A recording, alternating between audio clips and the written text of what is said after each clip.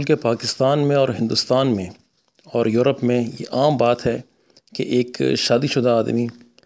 کسی غیر محرم سے، کسی فاحشہ عورت سے جنسی تعلق رکھتا ہے، زنا کرتا ہے اور اس کو پیسے دیتا ہے اور وہ اس کے لیے مخصوص ہو جاتی ہے. اس کو رکھیل بھی کہتے ہیں، کیپ بھی کہتے ہیں، اور یہ معاشرے کا ناسور ہے اور فتنہ اور فساد ہے.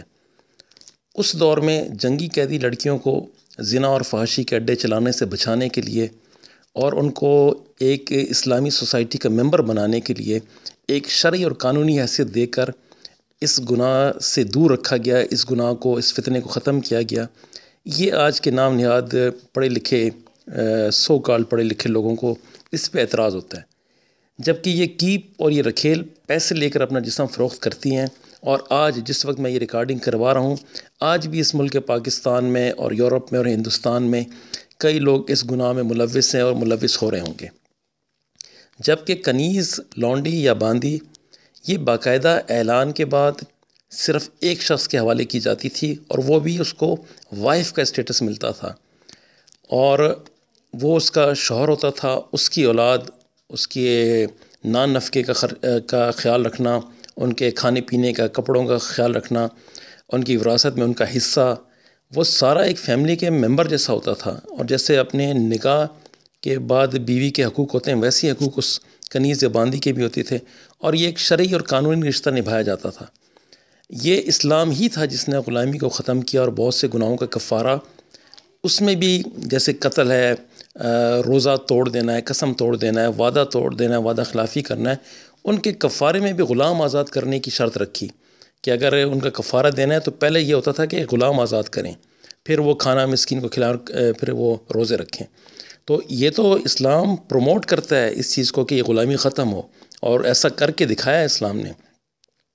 اور اس طریقے سے اسلام نے غلاموں کو یہ سہولت بھی دی کہ وہ آزاد ہو کر نارمل طریقے سے عام شہری بن کر اسلامی معاشرے میں زندگی بسر کریں. ہمارے سامنے بہت ساری مثالیں حضرت بلال رضی اللہ تعالیٰ عنہ ہیں، عمار بن یاسر رضی اللہ تعالیٰ عنہ ہیں، حضرت سلمان فارسی رضی اللہ تعالیٰ عنہ ہیں، اور حضرت زید بن حارثہ رضی اللہ تعالیٰ عنہ ہیں. یہ سب غلام تھے جنہیں خرید کر آزاد کیا گیا. اور حضرت زید بن حارثہ رضی اللہ عنہ کو تو آپ علیہ السلام نے اپنا منہ بولا بیٹا بھی بنایا تھا، اور یہ وہ واحد صحابی ہیں جن کا نام قرآن مجید میں بھی ہے. تو یہ ڈفرنس یاد رکھنے کے ہیں کہ بیوی میں اور کنیز میں کیا ڈفرنس ہے، اور اس کو پھر پروموٹ بھی کرنا ہے، اور جن کے ذہنوں میں خناس پلے ہیں ان تک یہ بات پہنچانی ہے. کیونکہ یہ سوشل میڈیا پہ میں دیکھتا رہتا ہوں کہ جس کا دنیاوی علم ہوگا وہ ایک دم اسکالر بن جاتا ہے اسلام کا، اور سیدھا اپنے توپوں کا رخ اسلام کے احکامات کی طرف وہ کر دیتا ہے، اور پھر اس کو پروموٹ بھی میڈیا پہ کیا جاتا ہے، اور وہ ایک لبرل کے طور پہ اور کھلے ذہن کے آدمی کے طور پہ یا خاتون کے طور پہ وہ مشہور ہو جاتے ہیں، اور پھر لوگ ان سے فتوے بھی لے رہے ہوتے ہیں. تو یہ میٹر کو سمجھنے کی بات ہوتی ہے. اور جب اللہ تعالیٰ نے فرما دیا کہ دین اسلام ہی سب کے لیے عمدہ اور بہترین زندگی گزارنے کا طریقہ ہے، تو بات ختم ہو گئی. پھر اسلام سے اوپر کوئی اور طریقہ ہو نہیں سکتا ہے. تو یہ آج بہت ضروری سوال تھا جس کا جواب اللہ پاک کی توفیق سے میں نے دیا ہے، اور اس سے انشاءاللہ بہت سارے ذہن کے بند دریچے کھلے ہوں گے،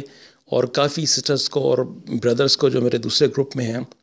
ان کو مدد ملی ہوگی کہ وہ کسی جگہ بیٹھ کے اس بات کو ایڈوکیٹ کر سکیں کہ اسلام کے ہر حکم کی ایک حکمت ہے، وزڈم ہے، اور ہر حکمت کی ایک خوبی ہے، اور ہر حکم کی ایک خوبی اور حکمت ہے، اور اس لیے اسلام کے علاوہ کوئی دوسرا نظام زندگی ہو نہیں سکتا.